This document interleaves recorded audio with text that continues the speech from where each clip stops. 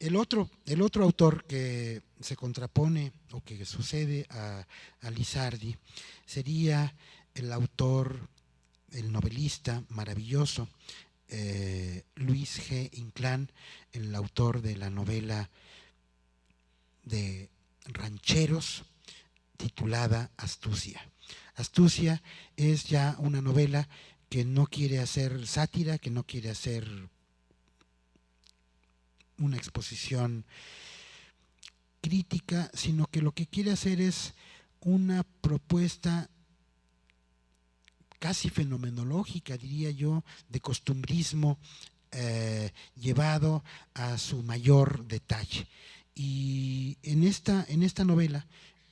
de Astucia o Los Hermanos de la Hoja, vamos a ver representado el modo de vida de aquellos personajes que escribían sobre rancheros, pero que, como el propio Luis G. Inclán lo era, eran ellos mismos rancheros. Y rancheros también aguerridos porque eran tipógrafos, eran gente capaces de salir del rancho a la pequeña ciudad para producir papeles, para producir folletería, porque en aquella época, y eso me importa mucho resaltarlo, la continuidad entre la actitud política y la actitud literaria, o la caracterización política y la caracterización literaria, era total. No había esta profesionalización del político que solo es político y habla de política, respira política y se baña en política, y el escritor que es el practicante de la literatura, la escritura, la novela puras. Esta separación no va a existir en el siglo XIX, y como lo dice muy bien Luis González y González en su capítulo de la Historia General del Colegio de México, en aquella época escritores como Vicente Rivapalacio podían sacar la pluma para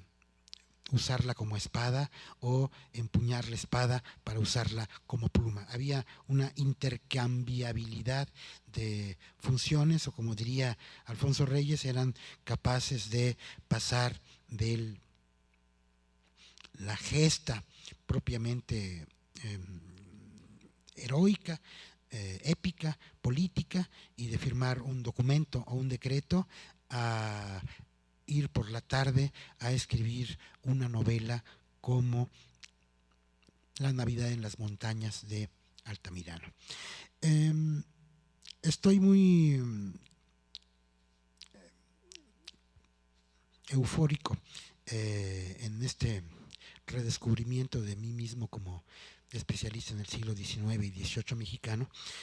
pero en realidad yo traía un papel para conjurar mi terror, que veo que es completamente injustificado, pero de todos modos me voy a atrever a compartir con ustedes una cuartilla y media para que no se asusten, y después de eso quizás podemos pasar a un momento de diálogo, controversia, película o lo que ustedes quieran. Entonces paso a leer este inicio de papel, no lo voy a leer las 30 cuartillas que son, con el permiso de nuestro convidado. Dice así: en su origen moderno, el escritor europeo aparece como una figura engañosamente dividida por encontradas lealtades. Enciclopedista, hijo de las luces, heraldo conmovido por las razones seculares, reconoce su razón de ser en el juego tan pronto en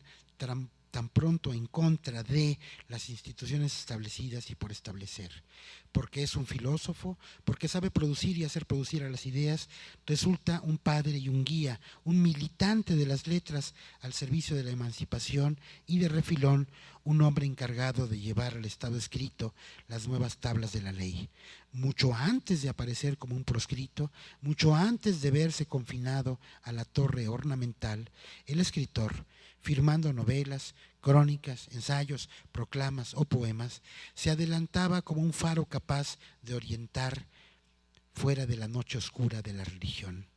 Nacido y educado en América, el escritor solo podía compartir con sus coetáneos y hermanos de sangre tales coordenadas, declinándolas y ahondándolas. En cuanto americano, ejercería doblemente su tarea ilustradora y didáctica en la tierra insuficientemente conocida, donde la liturgia católica apenas sí lograba recubrir los rituales, vestigios de hieráticas y crueles teocracias. Aquellas tareas ilustradoras y didácticas eran misiones de las que él mismo se había hecho cargo, enriqueciéndolas de paso con cierto espíritu de fundación. Los arqueólogos del nacionalismo han señalado cómo este resulta una importación, una criolla deuda externa del mismo género que el alcohol, la higiene, los pantalones. Philippe Alliez señala, como Philippe Alliez señala, el nacionalismo de los países coloniales, ex sucursales, como el nuestro, se debe por entero a la emancipación de los colonos y solo admite ser definido en términos negativos. El país colonial recién emancipado solo es dueño de una historia en virtud de la antítesis. El México independiente solo existe en la medida en que niega al México colonial, y digamos de paso que esa oposición entraña la supresión, al menos conceptual, de la metrópoli colonial España y la reivindicación idealizada y elegida de otras metrópolis y colonias, Francia o Inglaterra, y entre tanto la reivindicación idealizada de las otras ciudades pares, es decir, de las otras colonias, México con Colombia, México con Ecuador. Y hay muy interesante ver cómo hubo muchas personas de otros países que vinieron a participar en la emancipación mexicana, como por ejemplo el ecuatoriano Vicente Rocafuerte. El escritor americano solo podía decirse a sí mismo, diciendo las verdades vivas de Francia en las lenguas de una España necesariamente, en la lengua de una España necesariamente muerta en la memoria oficial, aunque viva en la retórica escolar.